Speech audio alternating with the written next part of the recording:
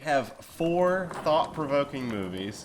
We have The Fly, we have Midsommar, we have Nightmare on Elm Street, and finally, Candyman. yeah, Candyman. So, Yes. four of those, all four, in my opinion, thought-provoking, and I'm excited for the conversations that we're going to have around them. So, before we get started, is there anything? Did you see anything else cool this week? Horror or this month? I always say week. I'm always wrong. But did you see anything cool that you want to mention? Well, since we last recorded, I got to go see the original Halloween in the theater, and that was pretty cool. Oh yeah, that's cool. It was weird because like obviously the audio was not like mixed for a theater, so it didn't have that traditional like loud bass that you get with any modern movie. So it sounded like it was coming through a tin can. But Right. other than that, it was cool. I thoroughly enjoyed it. Just for the Still my favorite experience. horror movie. Yeah, just for the experience, it would be nice just Yeah, to I'd love be to able do to that go. sometime. And the theater had reclining seats, which is how John Carpenter intended his movie to be watched, I'm sure. Oh yeah, comfortable. Cool. You know what I'm feeling to start out with, and you guys can totally overrule me, but I kind of want to start with The Fly. Okay, Yeah, sure. we can start with that one. All right, so that one was Josh's. So I can take it, or you can, Jake. It's up to you. If you can, I don't remember much about this plot because, spoiler, this wasn't my favorite. So if you remember like names and stuff, you can take it. Okay, I'm just gonna use the name George Clooney. Right? His name is Seth. Okay. And also, guys, Josh is MIA again. We resurrected him for Halloween, but unfortunately, it was a short-term spell, and the day after Halloween, he's dead again. So, we're trying to find another way to bring him back from the dead once more, but he is We're gonna- inconsistent, unfortunately. We should probably just forget about him and try to make a new Josh. Why don't we just call Christian down to the mating shed and get this started? Okay. All right. I want to do Josh's summary. Hi, Josh. Probably the only one listening, but that's okay. We have fun making these.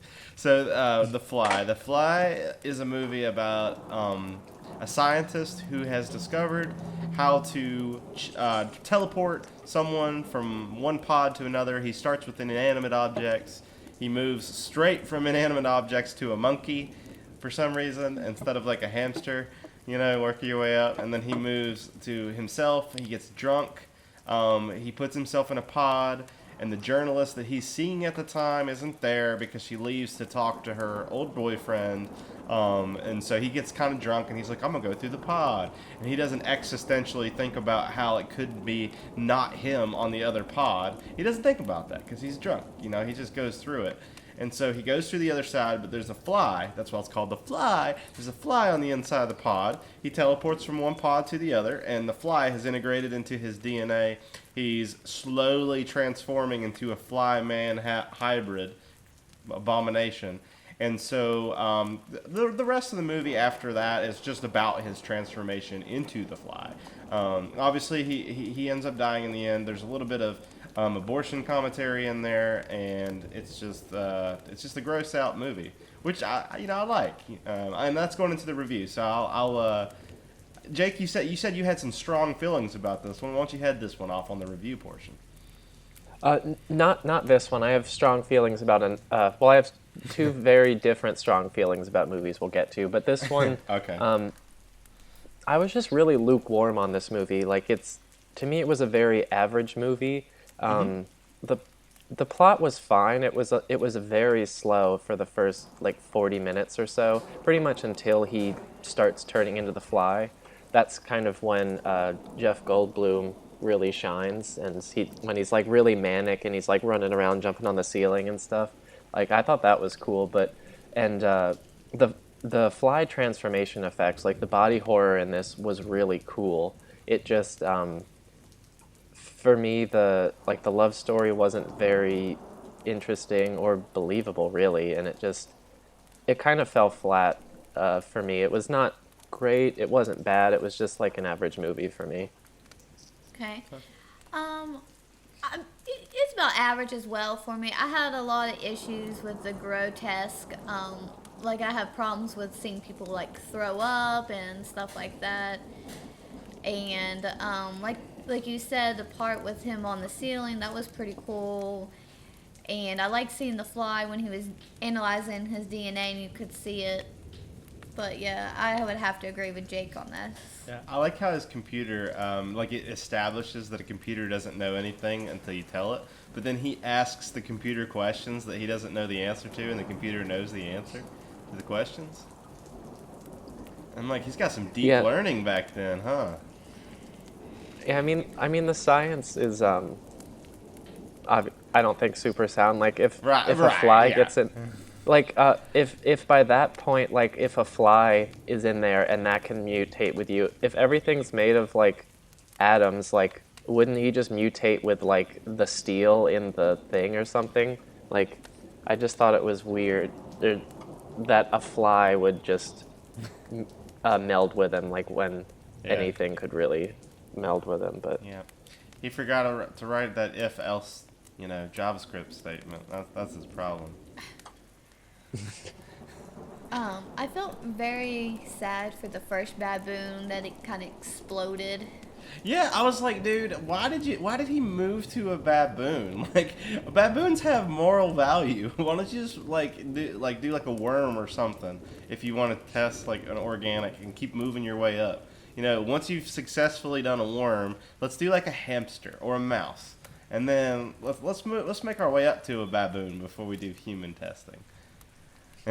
yeah, it was. I mean, even from like a moral, like ethical standpoint, it was sad. But it's just like from a financial standpoint, like that monkey must have cost thousands of dollars, and he just is.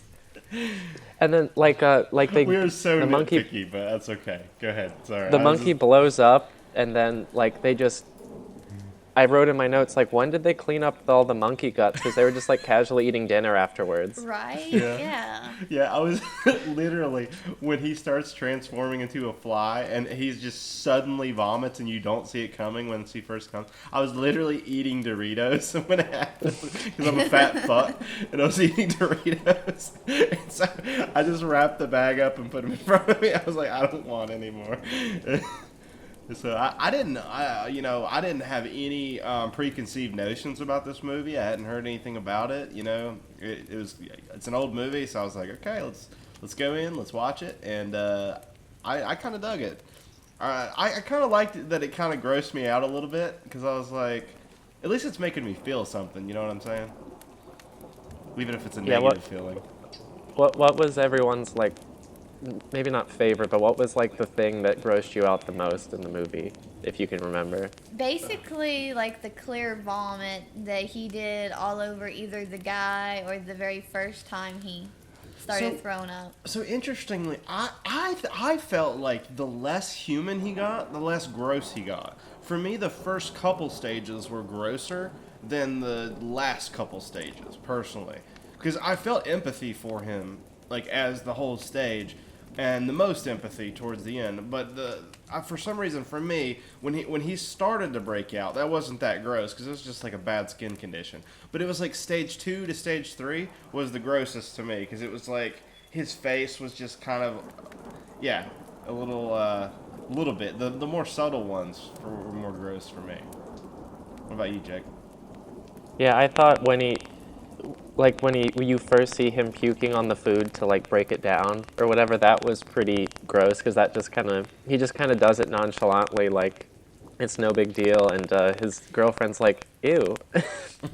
Because I think she was there the first time he did it, but then like later on when his ear just falls off, like that's the part that just kind of made me cringe a little bit.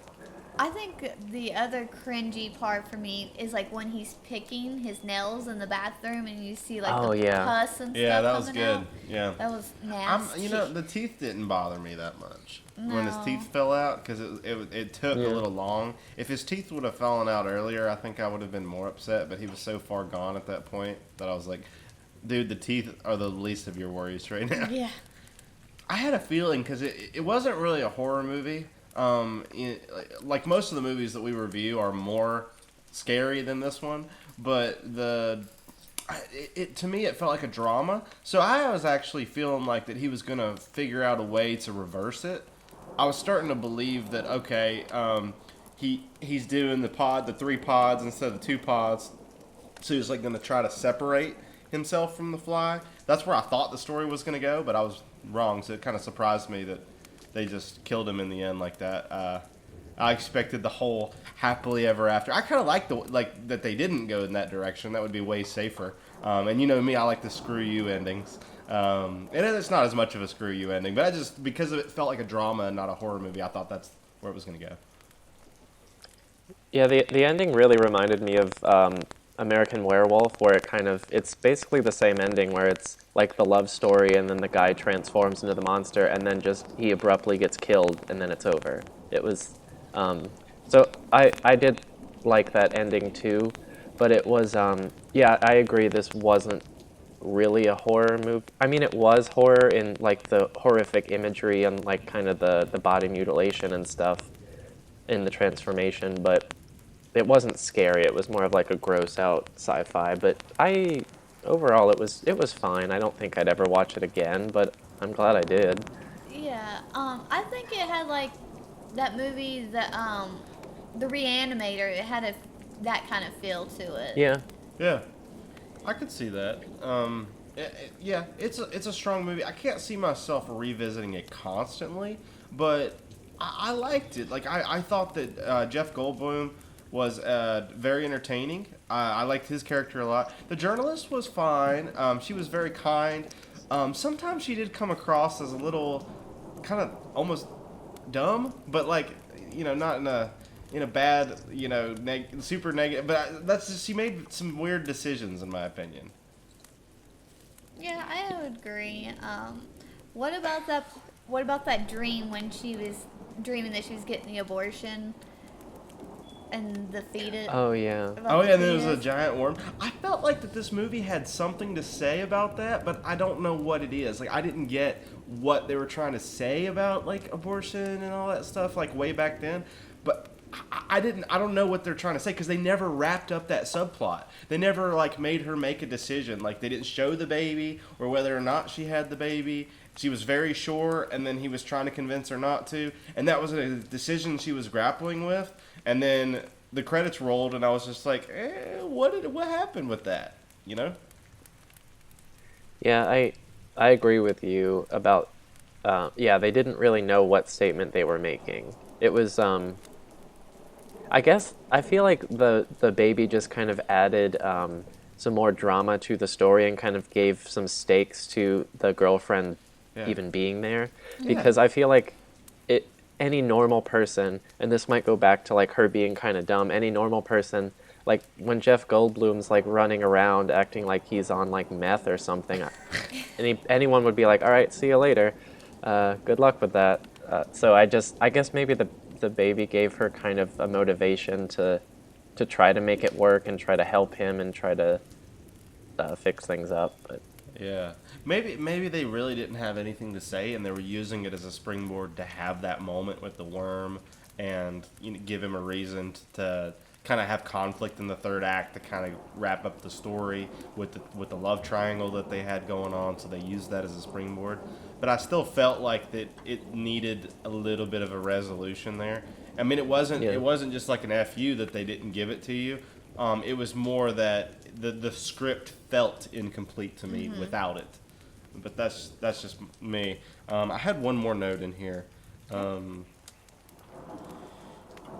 Okay, one thing that bothered me more than anything else, I don't know why this bothered me so much, but he being, like, in this universe, he has invented something extraordinary, amazing, and you're telling me he's not smart enough to at least consider that something went wrong in the teleportation process. Like, she confronts him and she says, hey, you don't realize this, but you've changed. She gives a pretty good logical monologue about it, and he's having none of it. And then he realizes it himself like 5 minutes later in the movie after he slams the door on her.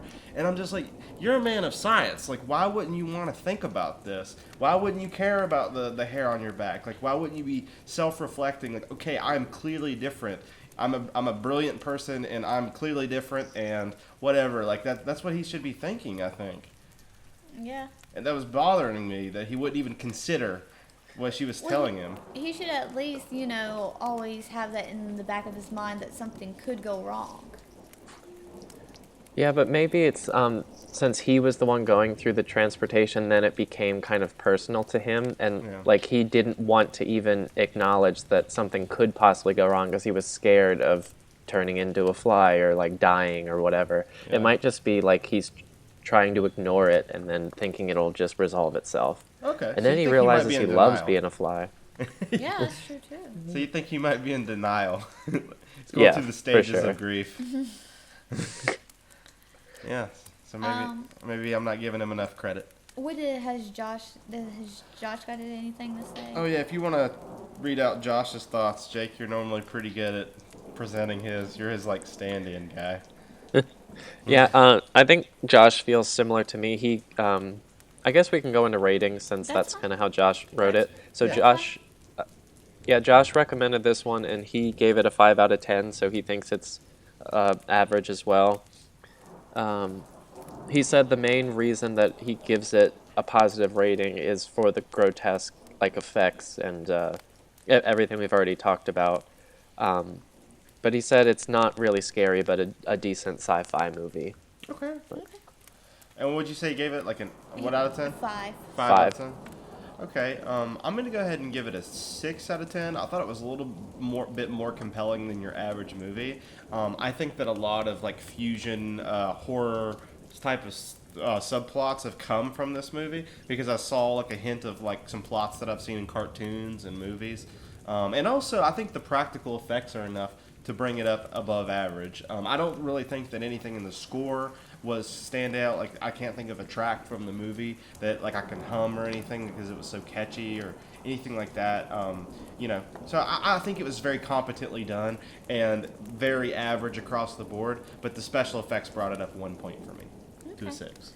I'm also going to give it 6. I was going to give it a little bit higher, but the grotesque kind of brought it down for me. Again, I don't think it's very scary, but it was an overall very interesting story. Yeah, I'm gonna give it a 6 out of 10 as well. Okay. I would have given it a 5, but hearing you say it, the special effects honestly were amazing, and they pretty much all hold up very well. The fact that they still grossed us out means that they still hold up. So the special effects were fantastic, and I thought Jeff Goldblum, when he was kind of like mentally unraveling as he was going through the transformation, he was great. Like his performance was really good. I agree. Those two things bring it above average, but still, it's not enough for me to revisit it. Probably. Okay. Before we move on, I want to ask you guys, just on a philosophical level, do you think if you go through the pod, when you get to the other side, are you the same person? Maybe on the outside, but not mentally. So you would have the same memories, and like obviously it'd be like Star Trek, right? You have the same memories and all that, but technically that person is like a copy of you. So you got incinerated. Yep. And then you're nothingness. Yep. And then there's a copy of you. That's probably what I think too. And I think that it's kind of existential horror thinking about that. Especially if you're in this like Star Trek / this movie. Anyways, I wanted to mention that before we moved on. Well, it's either that or it's like it just breaks you down into like your smallest atoms and then transports you like. Wasn't there like tubing connecting the two? Maybe it like shoves you down the drain and you pop out the other side. I don't know. I guess that's not teleportation though. I think what happens, that's a good question, but I think what happens is the computer interprets the data. So it pops you out, it scans you, it interprets all that information, and then it assimilates something on the other side that is similar. That's the way I interpreted it. I guess it could be transportation and the computer's using like an algorithm to like put you back together. So it's taking the same atoms and moving them over there and putting them back together. I didn't think of it that way, but that's probably honestly the way it works because of the tubes and when he shotgunned the tube and it didn't work on the. So yeah. I can see that. Or it could be that when he shotgunned the tube, it was no longer connected to the computer, and then that caused it to not compute what was going on with her. But anyways, so I guess next you guys want to do Candyman. Yeah, let's do Candyman. We always save mine for last, but if you want to do Midsommar, I like doing. I kind of want to do that one last, but it's a grand finale because I know there's going to be a lot of conflict. But so if you're there sure is. So Candyman was my pick, and I loved this movie. I will say right now, this is my favorite of any of the ones we've watched on the podcast to date. Whoa. I loved this movie. Wow. So I guess before I go into my review, I'll do my my plot summary.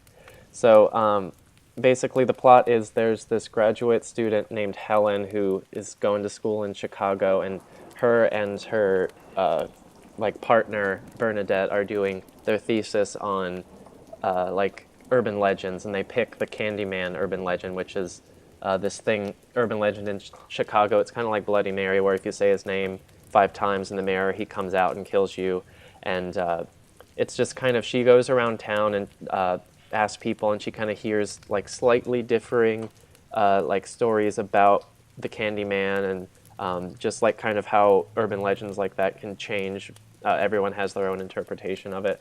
And then she eventually goes to Cabrini Green, which is like a housing project where supposedly this woman was killed by the Candyman. And she meets this neighbor woman who kind of says that she knew her, and she takes a bunch of pictures and basically finds the Candyman's lair, and then she finds a little boy, and he takes her to the bathroom, and she gets beat up by like a gang member, and the police are like, oh, that must be the guy that's been killing these people. And nope. Earlier in the movie, she said the Candyman's name 5 times in the mirror, so then later on he comes to her and basically possesses her and kind of I think it says because she's basically like demystifying the Candyman, he has to kill people to scare everybody again. So he basically like uses her and kind of frames her for the murder of like a dog and her friend Bernadette. Basically she blacks out and wakes up in the middle of these murder scenes, and then she's caught by the police and committed to an asylum, and then basically the rest of the movie is just her breaking out of the asylum, and she basically saves this baby from getting snatched up by the Candyman at the end. Oh, yeah. That was very long, but basic fine. plot. Comprehensive. So I watched a documentary, and this is just a side note, but all the bees that were coming out of their mouth are actual real life bees. Oh, that's cool. I would not want to be one of those actors. No. No. I can't believe that they can do that, like even if they want to. Yeah. Like it's Maybe in the cool. early 90s nobody cared about bees. I don't know. I don't know. But I really liked this movie a lot, to be honest with you. Because I liked the backstory of the urban legend. And Yeah, when I was a kid and I saw this movie, I didn't notice a lot of the plot, and it was weird seeing it, thinking that I've seen it, and then watching it and being like, what? I didn't notice anything in this movie, apparently, when I was a kid. But I used to say Candyman in the mirror all the time and get all scared, but I would still do it with the lights off and stuff. So yeah, it's been a movie that has been with me for a while. I never did Bloody Mary because I don't know why. I just saw this movie randomly and started doing that. I did it one time in my kindergarten during nap time. When I went to pee during nap time, I did it, and I remember that time in particular because I had just woken up to pee, so I was like kind of in that lucid state, and I saw like the wall, like there was like a figure, and it was just obviously it was my eyes playing tricks on me, but it scared the shit out of me, and I still remember that day because it scared me so much. But go ahead. So yeah, I'm finding out that I really like urban legends and like kind of folklore as a plot point in horror movies. Like I really liked kind of the Wishmaster idea and stuff like Krampus. I love stuff like that. Yeah. So I Yeah. think that's partially what drew me into the story, but I just thought it was extremely effective as a horror movie. Like I felt legitimate dread and kind of or I felt dread for the characters. I feel like because I cared about Helen just because I thought I mean the movie deals with like racism. That's a big kind of subplot in this, and I thought the movie doesn't always do it right, but I thought that Helen as a character, she was doing her best, and she like was legitimately trying to help. Annie, I think, was the neighbor's name, the woman that lived Yeah. in Cabrini Green, like, Yeah. and she was trying to help the kid out. She was Yeah. basically, so I thought I cared about her as a character because she cared about the people she was, like, trying to get information out of, Yeah. and I just thought the Candyman as a villain was great because they used him so sparingly. Like, you really don't. You hear his voiceover in the beginning, but you don't see him until about an hour into the movie, or almost an hour into the movie, and it's just kind of like just this menacing presence, kind of like Michael Myers in Halloween, where like the whole first act you just hear Dr. Loomis saying how much of a badass Michael Myers is. It was Yeah. kind of the same idea in this movie with the Candyman, and I thought that built up like the tension, and ultimately. Did you guys expect kind of the twist that Helen was the one that killed them? Because I thought that the movie just kind of completely did a 180 there. I wasn't expecting it, Me but neither. when it started happening, I was like, well, yeah, I guess that kind of makes sense. But I really thought it was pretty shitty that her husband's like, I'm gonna move in this chick while you're at this hospital. Oh yeah, Yeah. I forgot about that. Yeah. Her husband was just like a dick the entire time. Like from his first scene, you basically knew that that's what was gonna like he was cheating on her with that girl. Yeah. Exactly. And then they were just like, okay, this is just a thing that's happening in the movie, and then it just happens, and you're like, okay, what? I liked the Candyman's attire. Like, I thought it was pretty cool with the trench coat and the hook. Yeah. I mean, it's original. Yeah, it reminds me of that Malcolm Moore song. It's I'm gonna pop some tag. Because it's like the type of clothes that you would find at a thrift shop nowadays. Yeah, I get it now. Like, yeah, he was in the big trench coat like Macklemore was. Yeah, that's what I was thinking, and I was like, all right, this is bringing it up for me. I was enjoying that a lot. But no, I mean, this movie came out in the early 90s, so it was kind of like, it was not a big time for horror. It was like after the slasher craze and before Scream and that whole, like, revitalization. Yeah. And I thought this movie was kind of a great, like, kind of halfway point In-betweener. between the two. Yeah. Yeah. And, It's in like, between hit. they took, I think the Candyman was effective because it was a good design and because they used him sparingly. Kind of like they did in the first Nightmare on Elm Street that we'll talk about. Yeah. Yeah, I agree because, yeah, well, I mean, I don't want to get too far into the Freddy conversation. You don't get overloaded. Like, he's a presence in the movie. His presence is felt. The legend is felt. They're investigating it. He's driving the plot forward, but he's barely there. He's on screen, 5 to 10 minutes from the whole movie, and I like that. Yeah. He's sparingly used. And when he Yeah. is used, he's used effectively. Yeah, everybody know who he is, so. Yeah. The scene where she was saved the baby was like that was very heroic. I liked that. I was like, oh my god. Yeah, it made me feel for her and the baby. Like, I was like, I hope they get out all right. I was kind of mad at that crowd for just lighting that like that, but Well, I guess they thought it was the Candyman, which they were, because I think in the Candyman's backstory, like the real guy, he was burned on like a stake in that exact same way when he died. yeah. So it goes back to just the urban legend. They thought they were burning the Candyman, not an actual woman and a baby. Yeah. I guess.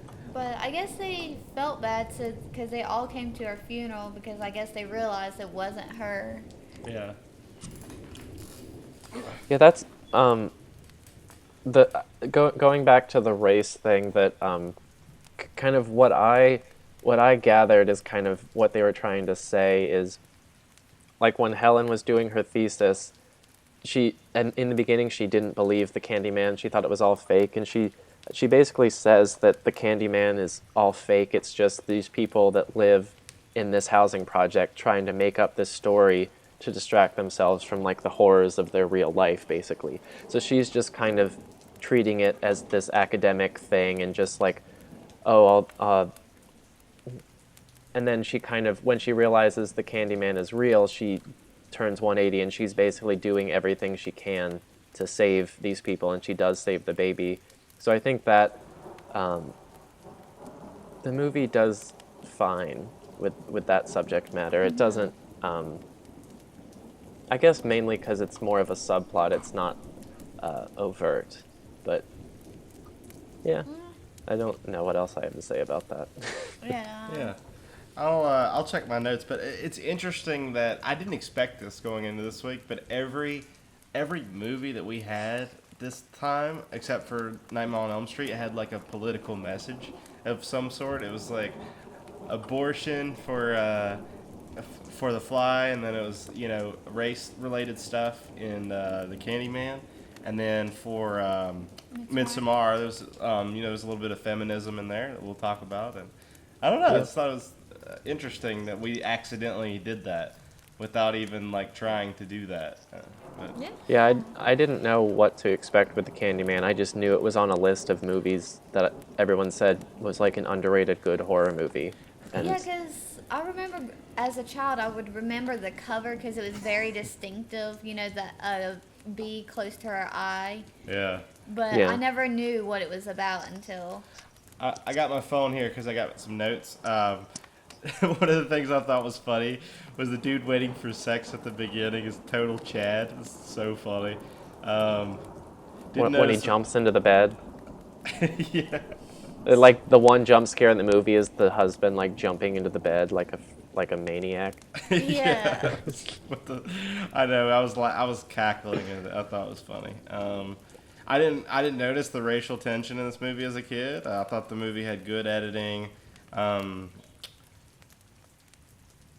wanted to know what major you guys think lets you write a thesis on an urban legend. I haven't heard of that before, but I mean, It might be maybe a that'll journalist. Okay, fair. Yeah. That or Or maybe, history. I don't know if there's like a master's in anthropology or like human studies or something, but maybe like that. I think it was anthropology because she had a lot of friends in the Yeah. Or maybe I'm thinking about the other movie, Yeah. Midsommar. But it might be Oh, anthro. okay. I have another criticism in my notes that I forgot about. The girlfriend, when the husband cheating and the girlfriend, she looks like she is laughing when she's supposed to be like really upset. In that one part.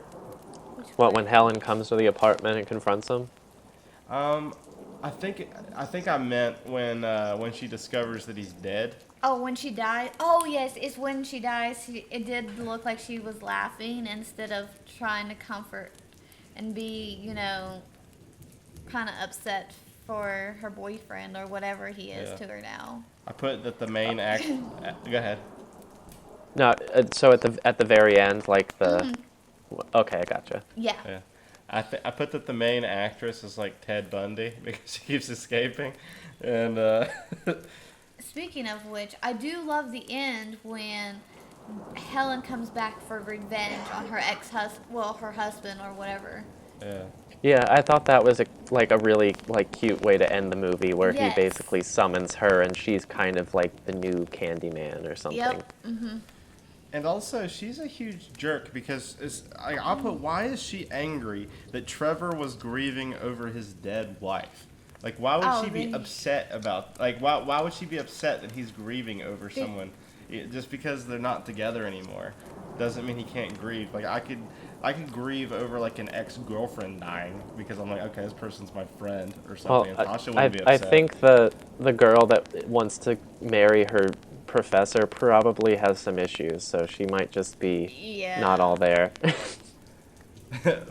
Probably. Plus, she probably wants it just to make it all about her, and Yeah. you know. Maybe she's just not a good person, but I just was like, dang, that's some cold Well, stuff. She was very Yeah. young, so she was very young, so she seems very selfish. Yeah. Well, So. Yeah. that's all I had in my notes, personally. I'm good. Jake, do you have anything else?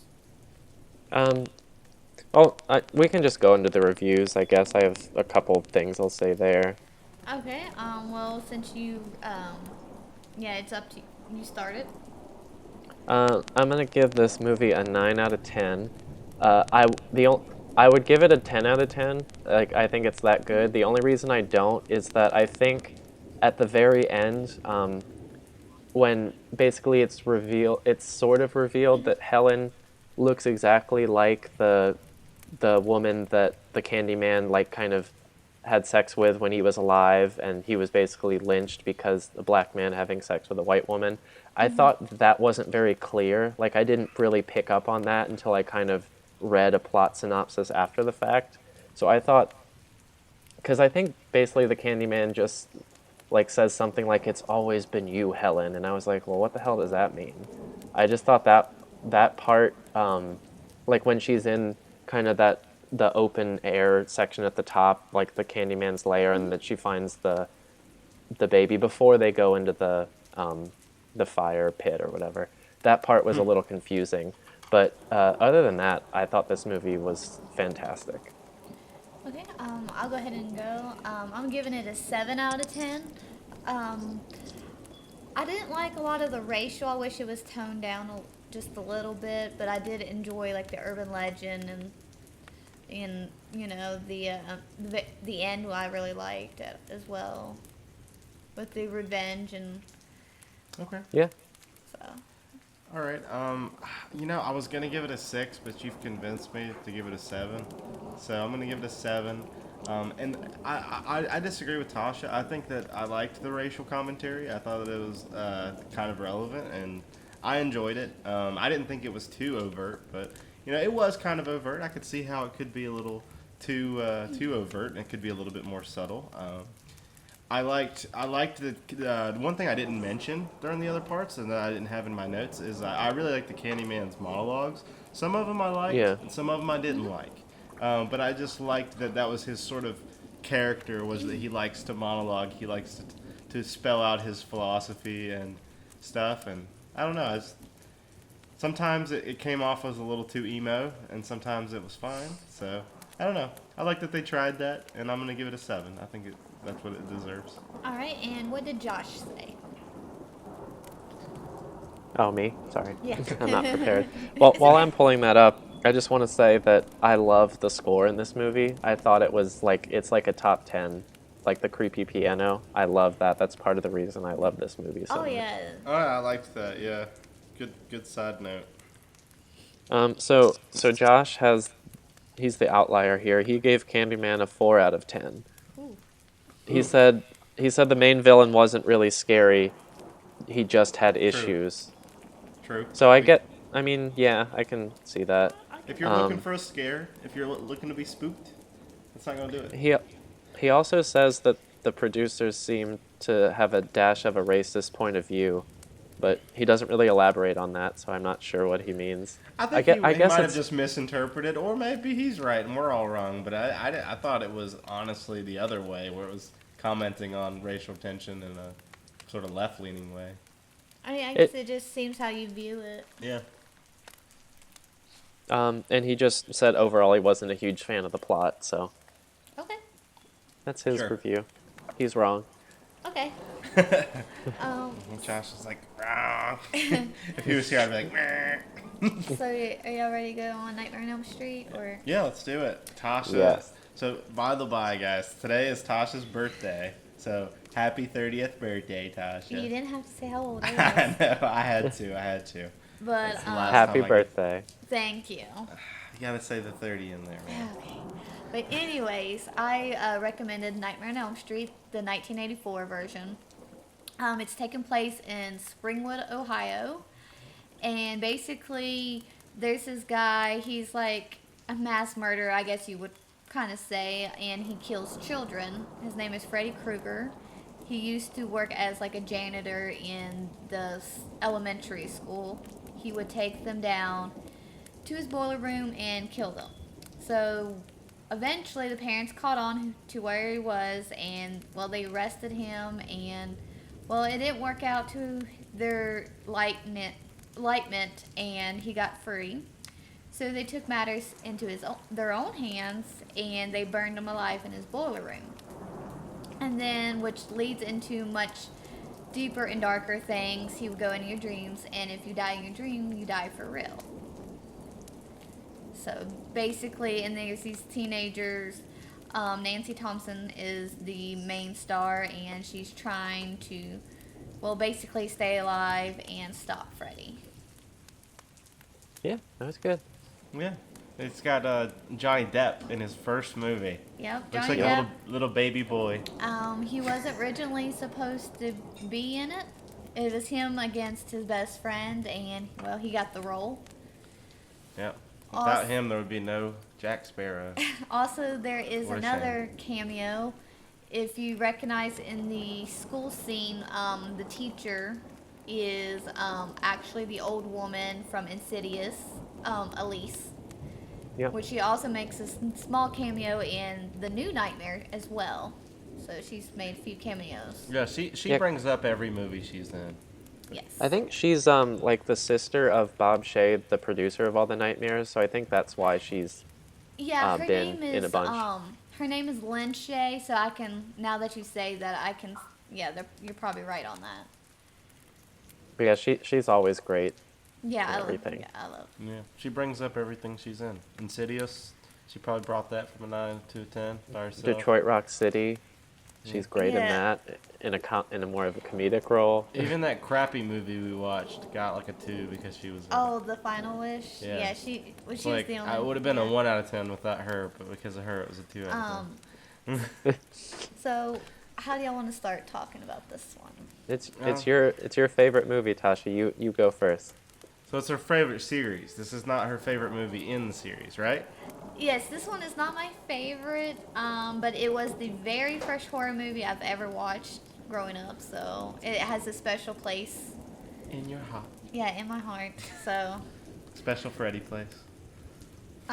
so I do have a few side notes, like some fun facts, like the makeup. It did take like 3 hours to put on and 3 hours to take off. So it's Yeah. like total of 6 hours of Robert Englund being poked and clawed at, and Yeah. Yeah, I feel like no matter what review I give, it's not gonna do it justice for her because she's such a huge fan. So like whatever I say, I feel like that I just can't comment. But I'm going to anyways.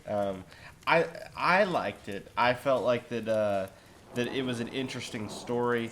I'm not very scared by it though. And a lot of the times I'm in the mood to be scared. I don't like if I want to be scared. I don't watch, those movies, even the ones in the series that I haven't seen. I'm entertained by them. But what I have to confess, and this is a personal thing, is that I have a problem where I have a lot of nightmares all the time. Anyways.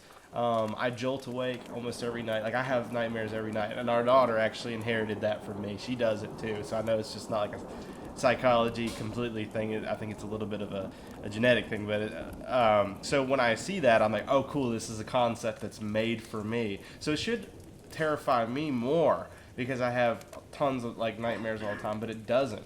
For me, the scare factor really falls flat. I really like the plot and the characters. The chemistry between the characters are really good and realistic. They're funny, but they're like believable for me. They're a little bit more mature than a lot of people I think that are in high school, but they're not unrealistically mature.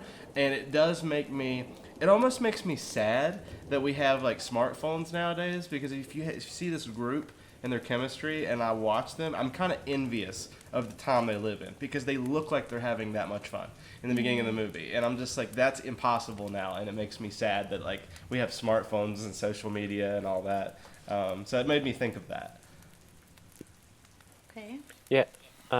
Well, I agree on the the not very scary factor.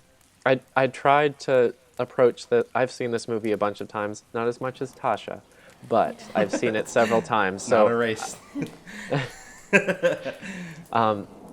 but I tried to approach it from like a very analytical standpoint, and I agree that Freddy's just not very scary. This is probably the scariest he is throughout the whole series, but I think Robert Englund himself is doing the best he can. The thing that really ruins it for me is like the 80s dance music that always plays when Freddy's chasing people. Like that just takes the scare factor all the way down to 0 for me every time.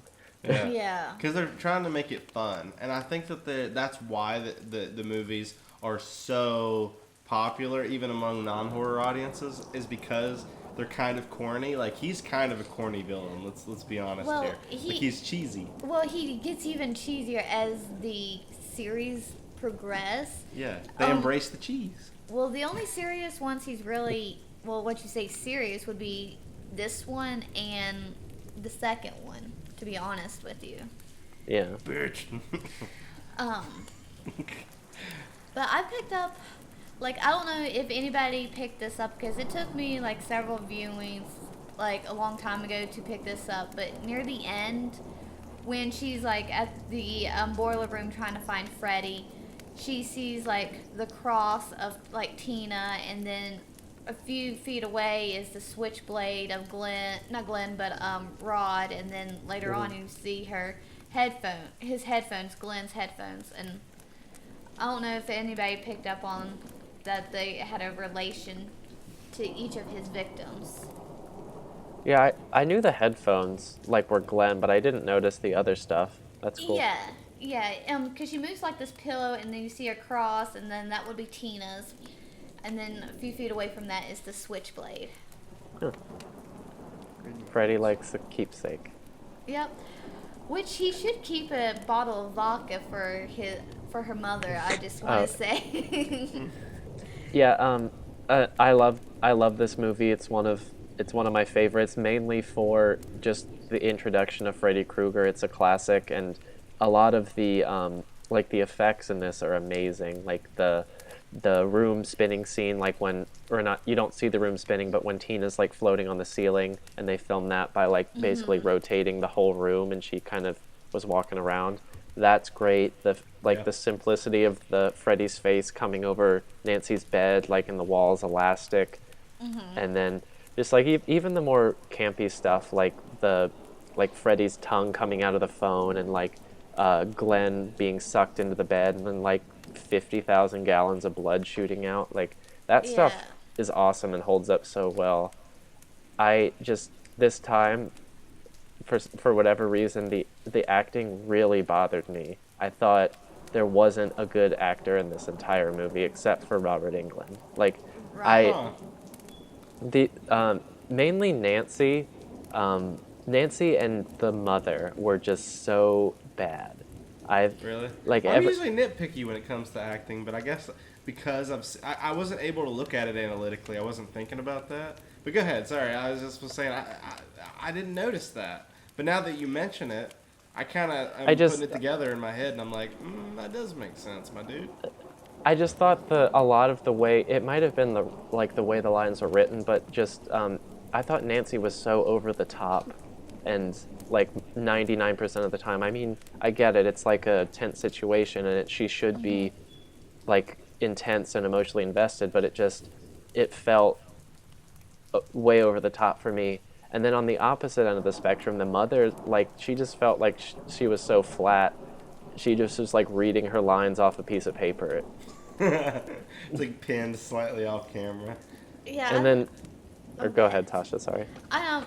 Yeah, like later on in the series, because you see Nancy comes back in the third one.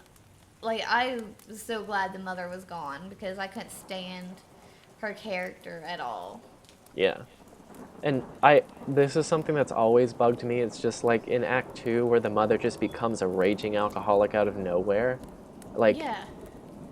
and the part that always makes me laugh, like, again, the mother's performance is when basically Nancy's putting her drunk mom to bed, and then the drunk mom goes to get the vodka, and then she, like, sets it down, and it's just like, I don't feel like drinking anymore. Yeah. No, does she say that at the end when Yeah, they she walk says out? it at the very end. She's like, I'm going to give up drinking or something like that. I just don't feel like it anymore or something like that. Yeah, like, she says something like that, though, when she's, like, Nancy's laying her down to bed. I forget exactly what it is, but it just, like, the mom's lines are so ridiculous. Yeah, I think one of my favorite scenes is when they're making the booby traps. I just think that's a fun scene. Yes. Very I Home always- Alone before Home Alone. Yes, and Yeah. then I always wanted to see the dream she had when she was in the psychosis place because it Yeah. seemed to be so extreme. You got anything, Mike? Yeah, I got some nitpicks in my notes. I'll just shotgun them real quick. That You're way I good. can just be like, because you know me, every time I give these reviews, I'm always nitpicking every little freaking thing. But I just want to say 'em. That's what we're here for. Yeah. Yeah. You're fine. So I thought it was a funny line for a teenager to say, for Rod to say, "Your mom ain't omniscient." Like, your mom is not all knowing, basically. Wait, when does he say that? He says that when towards the beginning when she has the bad dream and then they're all like chilling at the house together when they're on their way inside the slidey door. He says your mom ain't omniscient, and I'm just like, I didn't say that when I was a teenager. One time.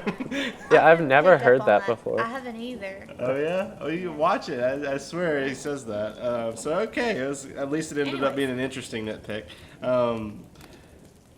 They attacked her for saying the fights weren't that serious for no reason, even though her friend just died. I was just like, you guys are mean. You don't think that they're like, you don't think that murder is serious? And she's like, no, I'm just trying to explain to you. I don't think that arguments were that serious. Why are you attacking her? She just went through this horrible thing. Yeah, the mom is an asshole, always. Yeah, she is. She is. One of my biggest fears is being convicted of a crime I didn't commit. I think about that all the time. It sucks. So I feel for the guy. Yeah. Oh yeah, and also last nitpick. This is it. This is the only ones. The dude ignores her cries for help for way too long, in my opinion. The police officer? It pisses me off so bad because she's like, help me! And like there's smoke coming. Fine. There's smoke coming out of the house, and the guy's finally like, "Oh, maybe I should go tell the sheriff." Yeah, he's not even that urgent about it. He probably ate his sandwich on the way in or She's something. over there breaking windows. She's over there breaking windows, yelling. Yeah, she breaks like 5 windows. So Get the fuck over here! And you just Well, get my frustrated. thing is, there's smoke coming out of the house. Like it's on fire. You should probably have some urgency. You can smell that. Like I can smell if somebody like just burning trash. Like you can smell that. Like one house down. another fun fact, Robert Englund was not even supposed to be Freddy. They wanted like a 70-year-old man to play Freddy.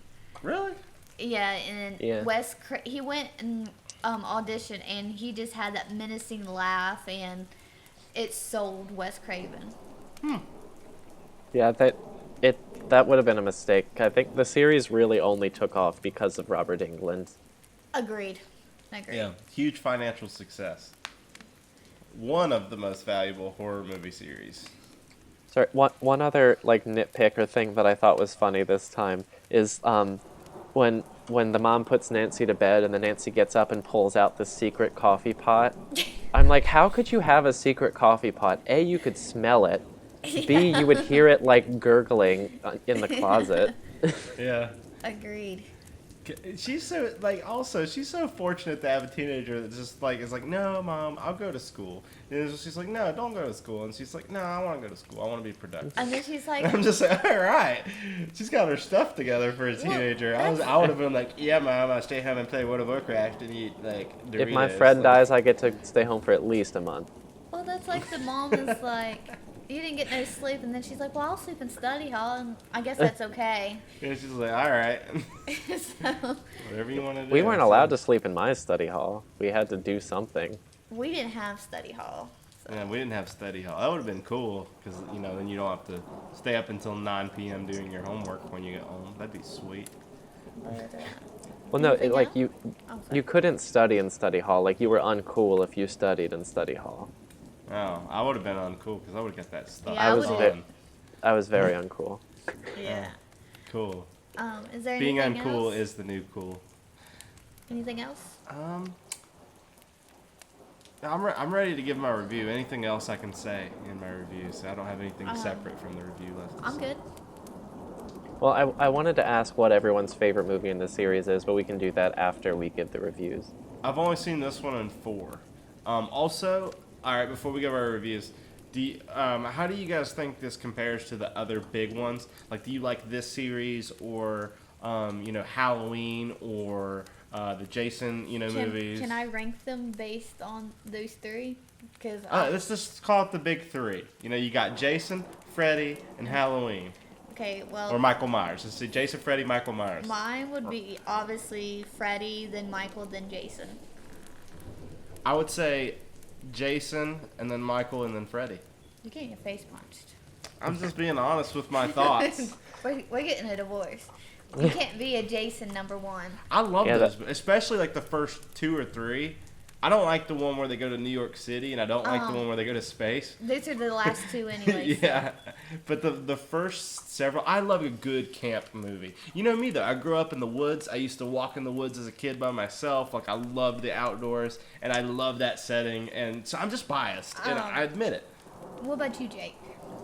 Well, Halloween is my favorite horror movie, but Freddy is my favorite like horror villain, so it's my favorite series.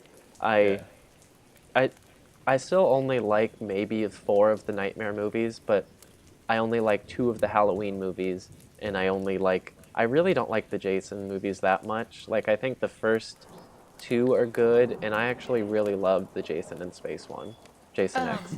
Yeah, that one's fun to watch. But to answer your question, Jake, I've seen all the Freddy movies 1 through 7, and then 7 to 1, and the 4th one is still by far my favorite. I like the 4th one better than the first one. Those are the only 2 I've seen. Well, we're going to change that. Yeah, Yeah, we're I gonna have think- to use lots of months to get them all done. I think Dream Warriors is my favorite because I think it's got some of my favorite dream kills, and I think it's the best. Yeah, It's the best balance of like the kind of campy, fun Freddy Well, for me. Also, Dream Warriors opened up Freddy to be even bigger because that's when they started doing the Freddy's Nightmares TV show. They did the Dream Warriors song. Yeah, so he got really popular when that movie came out. Plus, I also- that one, oh, sorry. No, go ahead. That one's a very childlike one for me too. It would be my second favorite because me and my brother used to watch that one a lot, to be honest. I also I love New Nightmare. It's a little slow Yes. and it's like 30 minutes too long, but I think it's one of the scariest Freddy, or like Freddy is one of the scariest in that. And I love 2, just on a pure camp, ridiculous, over the top factor. And the Molly- gay undertones always make me laugh. See, New Nightmare grew on me as I got older, and then my least favorite would have to be Freddy's Dead, which you Yeah. will get to eventually, Mike, and you will see why. Okay. That is by far the worst one. Like, no Well- competition. All right. Well, we've meandered a little bit on We- this one, so We can let's go ahead get and go going. into ratings. Well, I'll go ahead and start. I'm going to give it a 9 because it's one of my favorites. I would give it a 10, but I don't give 10s, so I feel like there's always something. Oh, God, you're worse than the teacher that doesn't give 100. I mean, I just Well, really if we watched enjoy- Nightmare 4, it would be a 10, right? No. No, not even your very most favorite movie in the whole wide worldy. That But- sucks. That means you're just rating on a 9-point scale.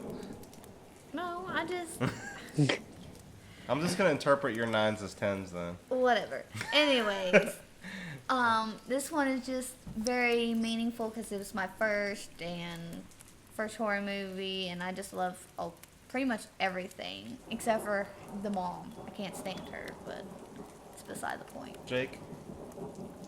I'm gonna give it an 8 purely because this movie gave us Freddy Krueger, and I really am gonna enjoy what he's become. And I think the effects and kind of the dream sequences were extremely creative and well done, and they still hold up really well. But if it wasn't for that, this movie would be a 3 out of 10 because the acting is god awful.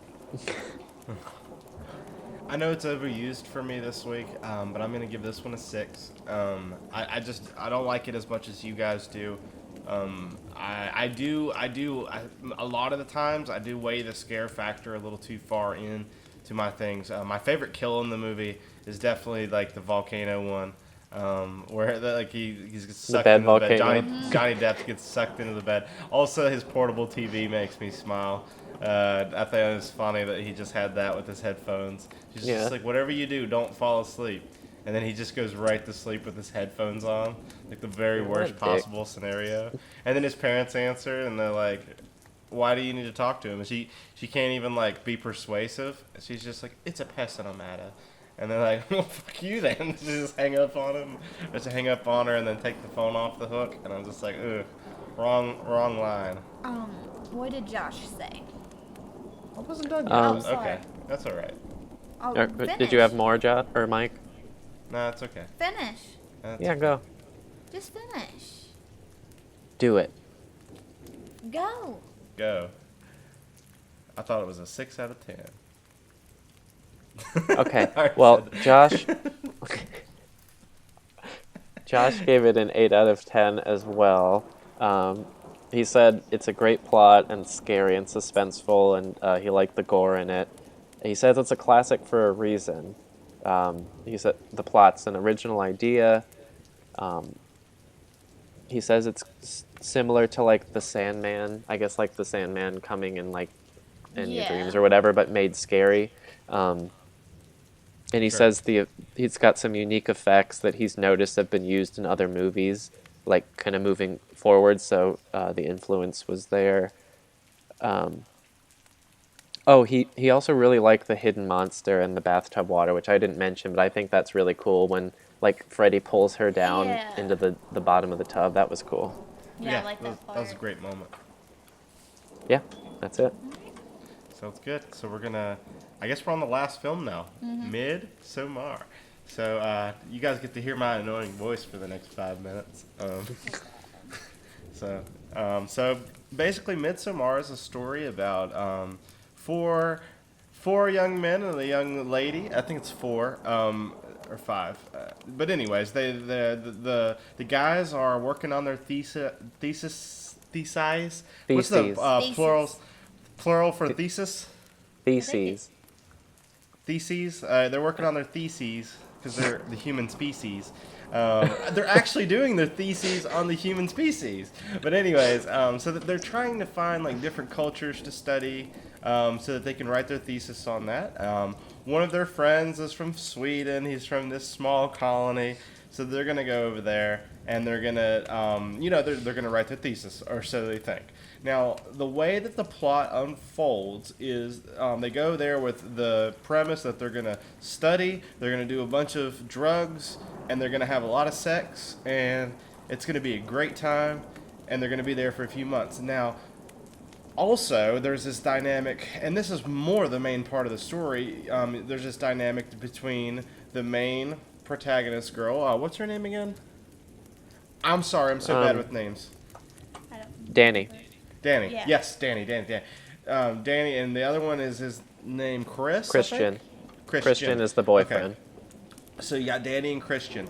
Now, when the movie unfolds, because Danny's parents were just murdered by her sister, they have this like intro where it's almost like a short film at the beginning that is my favorite part of the movie, which is from the beginning until the parents die. It's just very emotionally effective.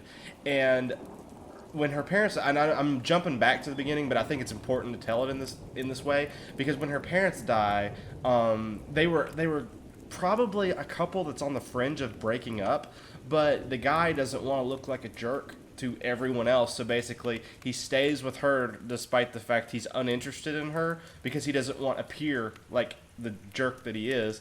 So he kind of does that. And so he doesn't want her to go, but she finds out at a party that he's going, and he kind of invites her by proxy. Like, he's like, you ruined the surprise, I was going to invite you. She ends up going. He lies to his friends and says she's not going, but he. And so once they're over, I'm almost done. Once they're over there, the cult starts to unfold. People start to die and disappear, and we will talk about the nitty-gritty details of that, but basically everyone except for Danny ends up perishing from the original group, aside from the guy who lured them there, which was the Swedish guy I mentioned. Now, there's a relationship forming between Danny and the Swedish man, and it is a lot more positive for Danny, I would say, than the Christian relationship. So yeah, there's a lot of symbols. There's a lot for me to say, but I'm going to go ahead and let you guys talk so that people don't have to just listen to me. And I'm a little too detailed about my summaries sometimes, so go ahead. I definitely was over detailed in my Candyman summary. Yeah. And I jumped around a little bit, but that's okay. Yep. Okay, I'll go. I've already started half talking. I didn't care for this movie. This is not my type of movie. You're wrong, but let's talk about it. It wasn't terrible. I agree that the part before Danny's parents... Oh, God, Mike's giving me the death stare right now. The beginning part, before it's revealed that Danny's parents were murdered, like, when she's kind of talking into the phone, and, like, her and Christian, basically, she's like, oh, can I come over? And he's like, were you supposed to come over today? It's just like, I thought that dynamic was very kind of realistic of like a relationship that's at a breaking point, and like neither one of them wants to admit that it's over. I thought that was really set up well. I just didn't think it paid off very well throughout the rest of the movie.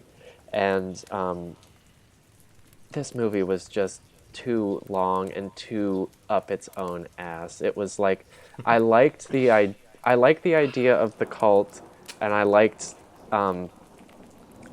like some of the like the gore of, or not the gore, but like the shock of like the old man and woman that were like sacrificed off of the cliff and stuff. I just thought it took itself way too seriously and kind of wasted my time. There could have been a good hour cut out of this movie, and it would have been more effective, in my opinion. That's kind of, for me, the biggest reason I wouldn't like a movie is if I feel like it wasted my time, and I definitely feel like this movie wasted a lot of my time with stuff that wasn't necessary. So that's how I felt about Pumpkinhead, but I'll rebut, but I'm gonna let Tasha talk too, because I don't want to just. Oh no, you're fine. I did want to mention that one of the scenes that really, really disturbed me was the kid getting ready to sacrifice himself. Oh, by the way, guys, we all watched the director's cut from my iTunes account, so we did not see the original cut. I've seen both cuts, but these two have only seen the director's cut. So if you don't remember that, it's a deleted scene from the original cut where the kid was like legitimately gonna die in a river because they wanted to sacrifice themselves, but Danny prevents it from happening. Okay, I was gonna ask if that was, because that's like that one scene is at nighttime, and I was like, I thought the whole thing was that the sun never goes down here during the summer. Yeah, so that didn't make it. Also, just so you guys know, since you've only seen that version, there's a lot that was cut out. So it was about 30 minutes longer in this one. But the scene where they were arguing about her going to Sweden wasn't there. It was much, much shorter. The beginning of it was there, but not the whole argument where they're sitting on the couch and stuff. The subplot with the redheaded girl was way less developed. It was just like a very slight thing versus the sort of back and forth that happened in this one. So the whole betrayal.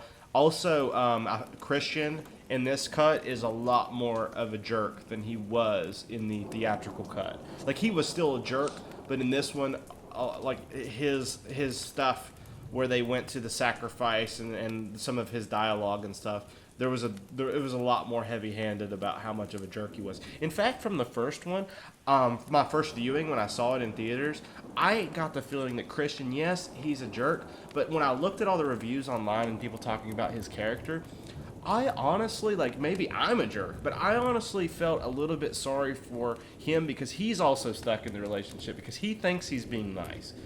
Even if he's doing it for the other reason, in his mind, he probably thinks he's being nice to Danny by staying with her despite the fact he doesn't want to be with her. And so I kind of, like, even though he's doing her a disservice, I feel like that people aren't considering his side of it as much as they should. But that's just like a hipstery interpretation that I have of that.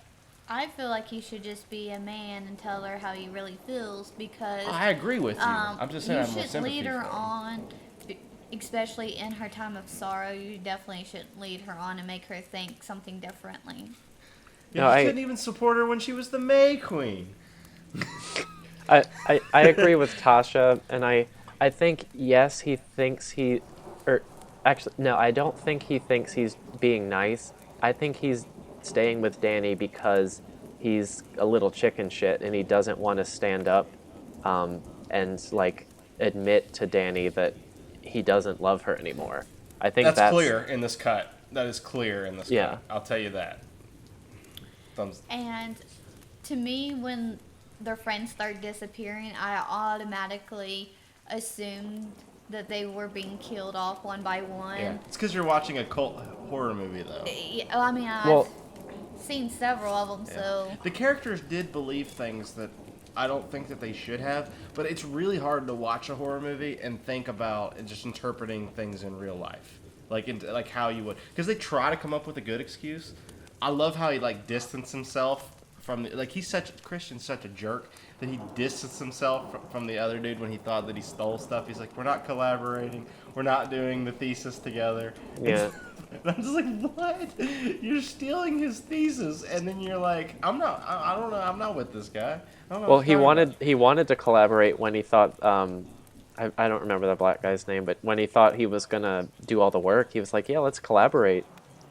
Yeah. Yeah, Christian was just like again, like you said, probably more so in the director's cut, but he was just unforgivable. Like, he did nothing redeemable throughout the entire movie, which is not believable. Like, they didn't paint him as... He wasn't a realistic person. He was a caricature of a bad boyfriend and just kind of a dick overall. So I've seen a lot of BTS and interviewee type of stuff because I'm a big fan of this movie, and so... It kills me that you're saying all these negative things, but that's okay. It's fun. It's fun. I kind of want there to be conflict, but we're just both too polite. And so if you're listening to this podcast, you'll probably never get it if you're not getting it over this film. But anyways, because I really love it. But what Ari Aster has said off of the movie, just on camera, just talking about it, is he was going through a bad breakup when he made this script. So this was almost like a script about the way he felt after going through a bad one-sided relationship like that. So that's why he had... And see, the thing is for me is I actually, in the original cut of the movie, I had a little bit of empathy for the boyfriend in the end. Christian, I thought that he's a jerk and that he did a bunch of negative things. Like, I don't think that wanting to steal someone else's work, being a bad boyfriend, and just, doing all these things, I don't think that is like death is a reasonable punishment. Even as an audience member, I guess I'm just like empathy wise, like being burned alive, that just kind of sucks, man. Like, that just sucks. that would hurt a lot, and it doesn't give me that justice boner that it seems to give a lot of people that watch the movie, personally. Yeah, I agree. I didn't like Christian. I thought he wasn't redeemable, but I also didn't really like Danny. Like, other than like, oh, she's sad that, I mean, yeah, her family's dead, that's awful, but it's like, other than that, what reason did this movie give us to like her? Like, she wasn't likable as a person, so it's like I didn't care what happened to her. Like that I Yeah. think that was my other main issue with this movie is I didn't care about any of the characters. So like there were no stakes for I me. Like like Danny. I thought she was I realistic. really didn't. I mean, she I was like realistic, Danny. but I didn't like her character. You know what They- really got me into her character was how much empathy and worry that she had in the beginning of the movie when she was trying to track down her sister and going crazy and obsessive and all that. Like, I know people like that are that kind, namely like my sister and like those type of people where they're just like they freak out so easily and they're just like so like for me I understood her character that fast. Yes, they didn't develop it for the rest of the movie, but I felt like I had a grounded understanding of her. And then really she does find community. She when she goes there and she's grieving because she sees her boyfriend cheating with her with the ginger girl. I think she's nameless in the movie. She might not be, but if so, I don't remember her name. I've only seen this movie 3 times, but 4 times I think. But so yeah, I mean they're screaming along with her. She's feeling like everyone understands her, and she finally feels like she has another family. yeah, they've in the end of the embraced her. I did Yeah. She's I the got May that. Queen. I thought she was going to get burned alive or something as the May Queen when they took her into that highly flammable carriage. Yeah. Yeah. And they were riding her. I was like, they're going to take her out in the woods and set this carriage on fire with her locked in it or something. But she seemed kind of heartless at the end, especially when Christian got burned up. Yeah. Especially because of the way her face was in the end. In the last Expressionless. song. Yeah, you're supposed to be with her in that moment. And I just wasn't. It wasn't at like the end of Guardians of the Galaxy 2 where I'm feeling exactly what everyone else is feeling and all the fireworks and stuff. I see the people on screen and I'm like, I don't feel that way, the way you're feeling right now. Yeah, I think I don't remember what I was gonna say. I'll sorry. bitch about something else, Okay. unless you have anything else to say about Danny. I'll fill some time while you think because I got a lot to say. Go ahead. I honestly, I love the character that was from, the only place I recognize this guy from is from Black Mirror in the Bandersnatch episode, but the dumbass kid, Yeah. I love it when he pisses on the tree. Like, that was so funny to me. I don't know why, but I mean, it was also like, oh shit, he just pissed on the elder tree. But like the way he reacts to it, where he's like, so what? That's when I stopped siding with him because I was like, he was like, I just had to pee, and I was like, all right, that's a good explanation. But then he's like, so what? And I'm like, all right, you can die, it's fine.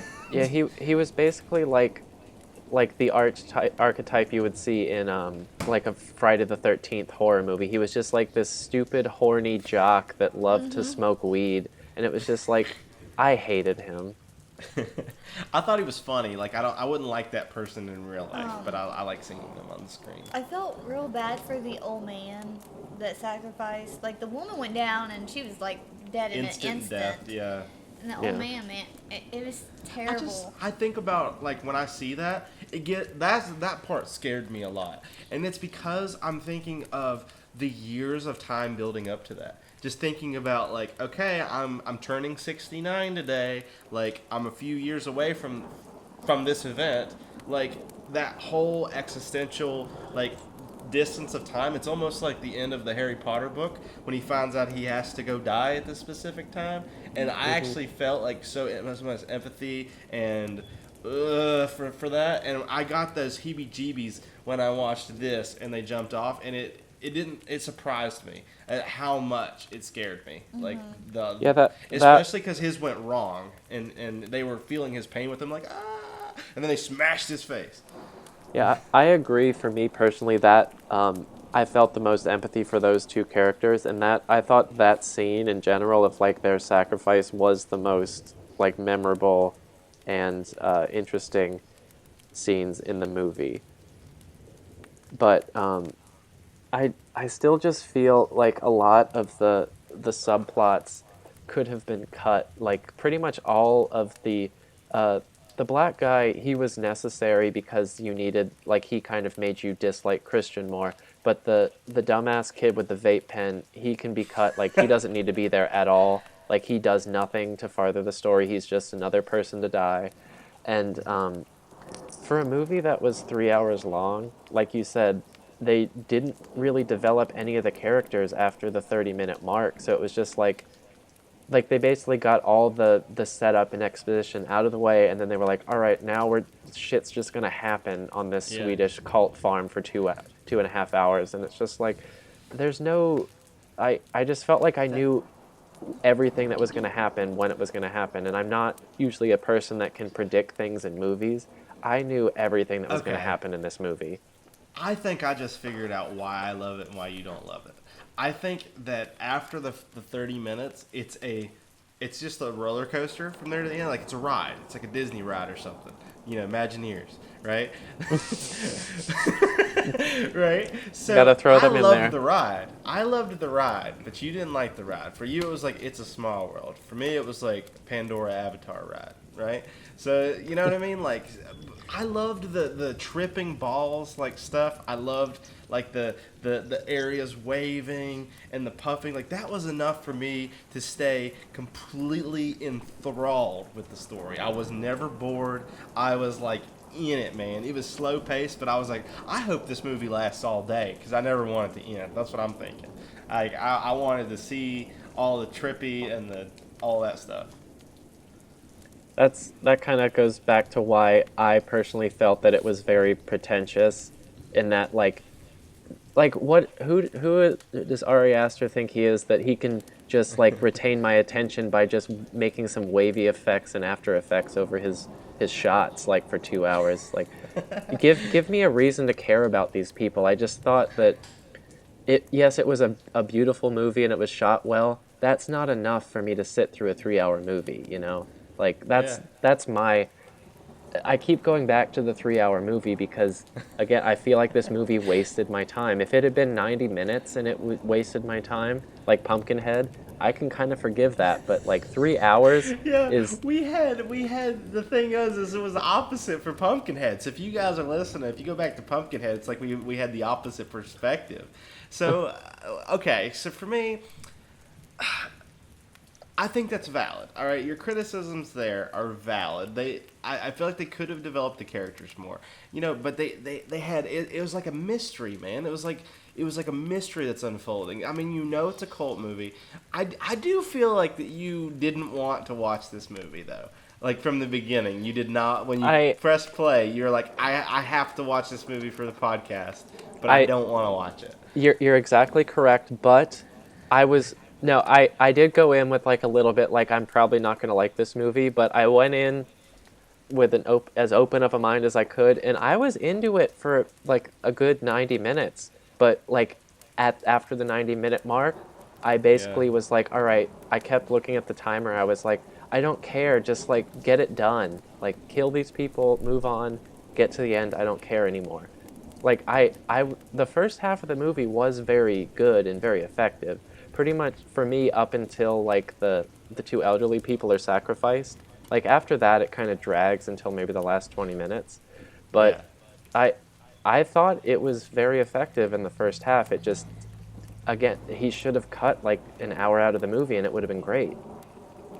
Yeah. For Maybe me. you would like the theatrical cut better. I'm sure I would like it more, because there's a 30 minutes cut right there, so we're already closer to my ideal runtime.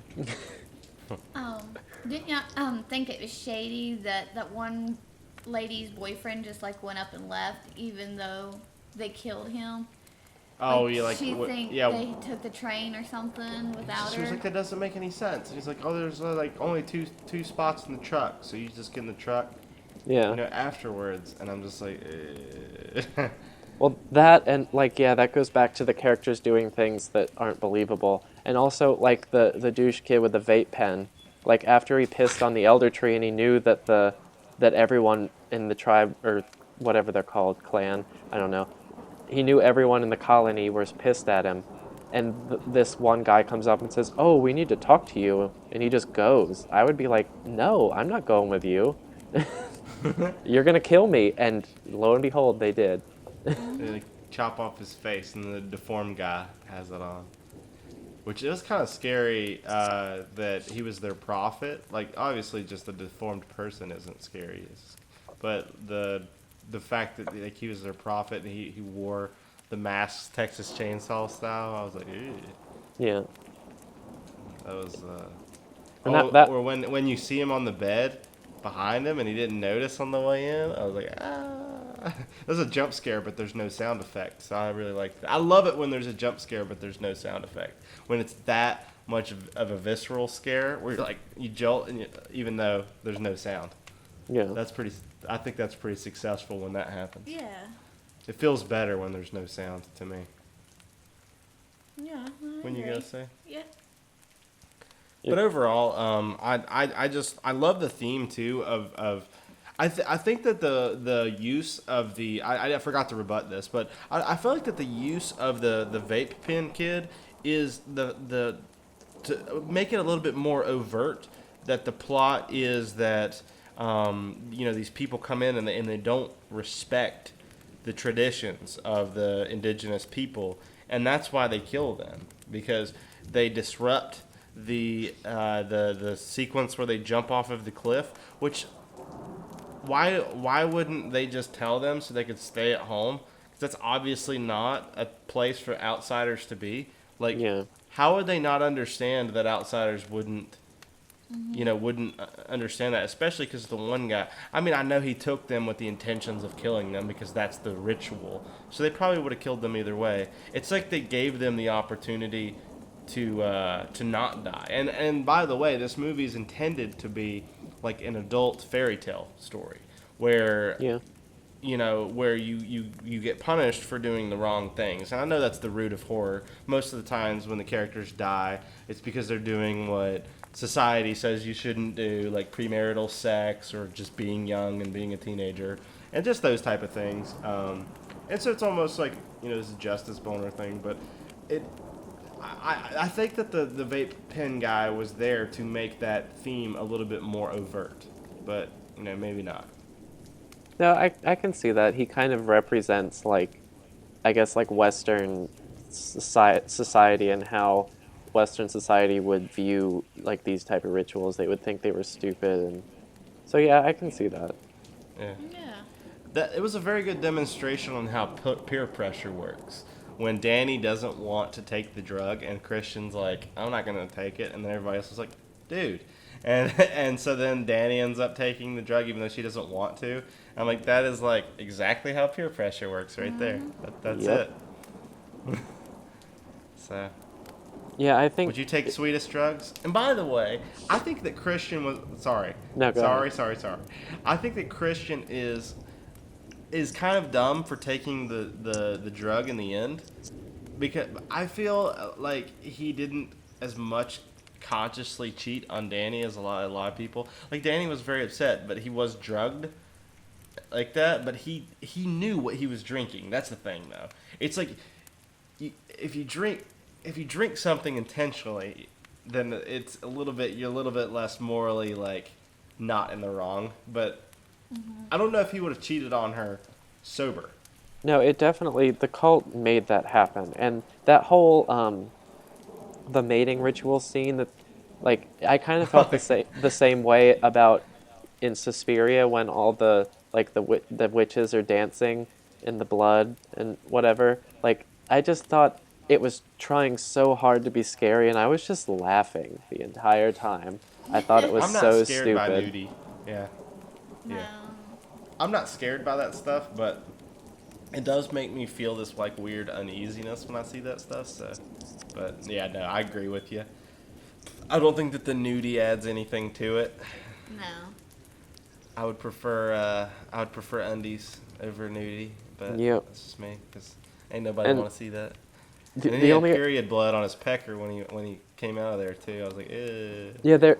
Going back to my thing about how I felt like I knew what was going to happen, there was this shot earlier in the movie where it pans across like all these portraits that illustrate a story, and there's this portrait of a girl like shooting blood out of her vagina into a drink, and then there's a shot later, like 20 minutes later, where Christian's drink is like orange and everyone else's is yellow. I was like, oh, somebody put period blood in Christian's drink, then now Right. he's gonna have to do the mating ritual. So it was like, I just, I've, I, it seemed intentional that the director was trying to get the audience to like see what was coming, but I don't get why he would want that.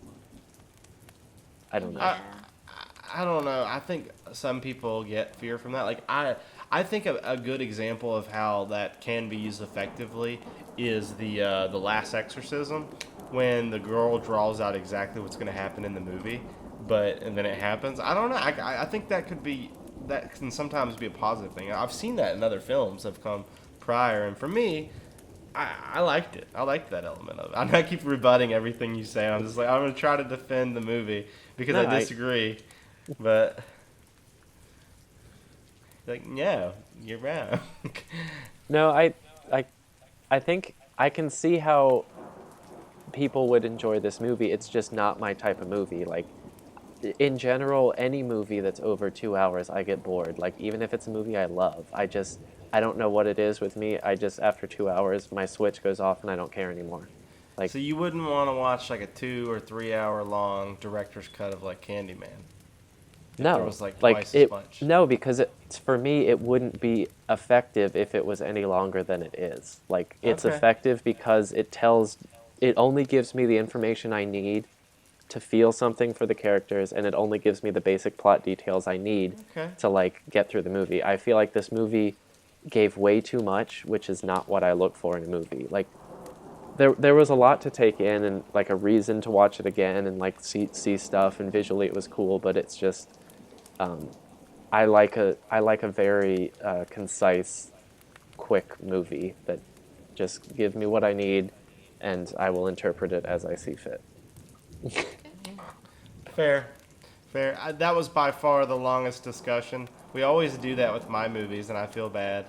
Because well, either we both love them, or one of us, or I hate it. Like Or there's strongly hate. We either gush over it for like ever, or we both argue and rebut each other the whole time. So, anything else before getting the ratings? I'm done. I'm done, yeah. I guess I get to rate it first since it's my movie. Yep. So go ahead. You know, I'm sorry guys, but I'm probably gonna give this a 9 out of 10. I think it's that good. I like the cult element. I think it's one of my favorite cult movies, if not my favorite cult movie. I wouldn't change a thing about it. I loved the original cut so much that I wanted to see the director's cut. And I think the director's cut is far better because it makes the relationship between Christian and Danny a lot more developed. And it also makes the ending pay off a little bit better because I felt a little bit more on Danny's side at the end on the director's cut than I did on the original because, like I said, they edited more of the negativity that comes from Christian in. I like the prophecy. I like the side characters that just come from his random brother. I love the scene where he like gives him like the dew of a tree or something. It's like you're gonna feel no pain, and then the fire goes to him. He's like ah. Yeah. that was funny.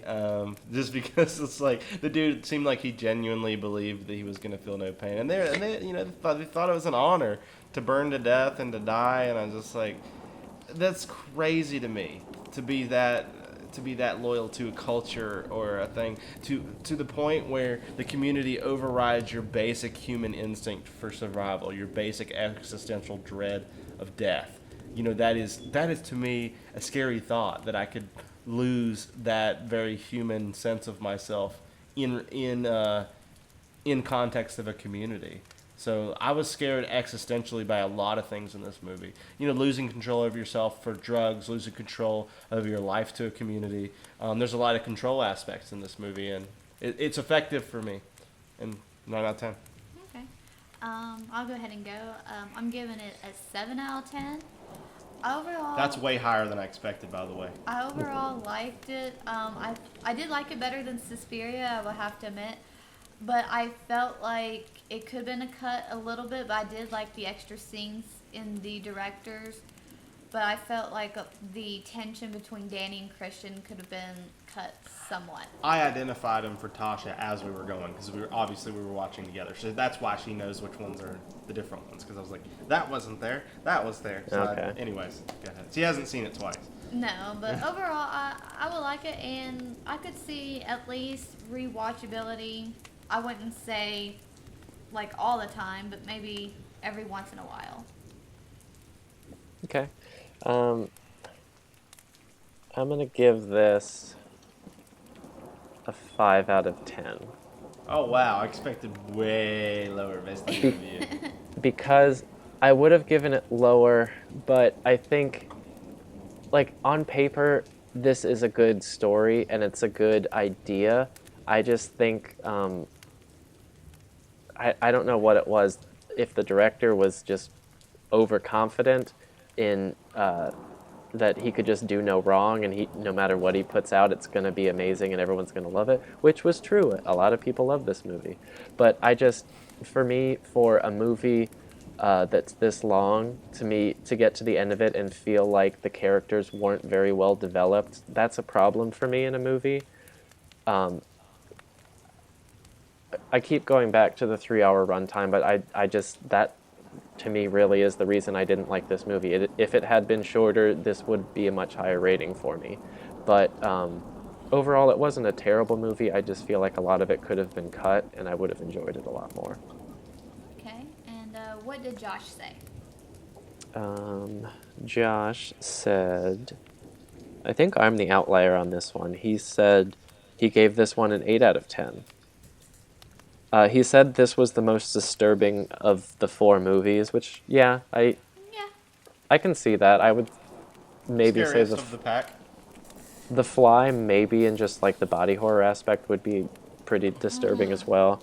But Agreed. sorry, You're okay. Josh said it went from a 0 to 100 in interest level when the old couple jumped off the cliff. He liked the exploration and the exploitation of the cult, like, I guess, exploiting the members in the cults. The dude burning alive in the bear carcass was a nice touch at the end, and he thought the gore, like the use of the gore, was very effective. Okay. Yeah, and one thing I forgot to mention, last thing I promise, is I think this is a beautiful movie. I really think that the bright sun and the beautiful Sweden and the set and the village design, I loved it. I loved that. It was a very like Zen communal, let's do some drugs type of environment. I thought it was nice. Yeah, it definitely was a beautiful movie to look at, for sure. Yeah, it definitely had a nice atmosphere. I would agree. Cool. So, y'all want to go ahead and talk about next month? Well, usually in between the last rating and the recommendations, I like to just mention any random things that we've seen throughout the month. We did that kind of in the beginning, but I wanted to mention one quick non-horror thing. Is on Disney Plus, I saw The Mandalorian, and I really liked it. So, just wanted to mention that in passing. Huh. I've heard it's really good from a lot of people, and I've seen the images of Baby Yoda. I don't know what context that is within the show, but Yeah. he's pretty darn cute. Not as cute as a little creature we'll be seeing next month, I hope, but pretty cute nonetheless. I like it better when shows release the whole season. Netflix really has me spoiled, and I hate the weekly episodic format so much. I hate it. I feel kind like of like it because when I watch stuff on Netflix, like I won't binge it. I'll watch like 2 or 3, and then I'll be like, all right, you need to stop. You need something to look forward to tomorrow. You need a reason to get out of bed. You got to save a couple. You're too disciplined. For me, I'm just like, let's go. See, with me being home all the time, I like to binge more. I mean, Must be nice. Shut up. The weekly episodes, I mean, it does build the intensity, but it would drive me crazy to wait until, like, especially at the end of the week, since these don't air until Friday. Yeah. So you've got all week. Yeah, Yeah, I do kind of like the YouTube cycle. Like, I like watching dissections, reviews, predictions, participating in the conversation, trying to predict what's going to happen. You know, that part of it I like. yeah, I like having the option to binge if I want, but I can also go at my own pace. So I don't have to wait a week. I can maybe wait 2 days and then I'll watch more. Exactly. I don't know if we've ever talked about this on the podcast, but Haunting of Hill House, I've always wanted to see a fan cut of the season one as to one movie, like one hour and a half to 2 hour long movie, because that show, like YMS said this, but that show does a lot of blue balling. You know, there's a lot of anticipation and build up. I feel like that because it's a 3-act sort of season, that if a skilled editor put it together, it would be an excellent movie, I think. Because of the have you seen it, right? Not the whole thing. I do this a lot with shows where I watch like 3 episodes and then I forget about it, and then 6 months later I go back and finish it. I'm currently in the 6-month waiting period right now. Oh, Maybe okay. I'll make my own fan cut, and then I'll just show you the movie that I make. And it'll be trash, and you can criticize my Or cut. memory. I'll send it to you on Google Drive, on a Alrighty. throwaway account, so they don't ban Alright. me. Anything else? One show that Mike and I were watching that we just watched the second season, The End of the Fucking World. Have you guys heard of that or seen it? Huh? It's like it's like a comedy, but it's like a really dark comedy, and there's some, not horror, but like more like violence and gore elements to it. It is hysterical. It is so funny. But it's like, it's kind of like a dark black humor that I think Mike at least would really enjoy. I think you'd like it too, Tasha. The characters are pretty funny. Okay. I'll take a look at it. You showed me Nathan For You, and that was completely up my alley. So comedy-wise, you have my it's not, respect, and I'll check it out. It's not that funny. It's like a drama, but it's like a murder drama, but it's got like a lot of comedy with it. So it's good. There is, well, I saw that they made the show based on The Purge, so I don't know how that is, so I might check into that.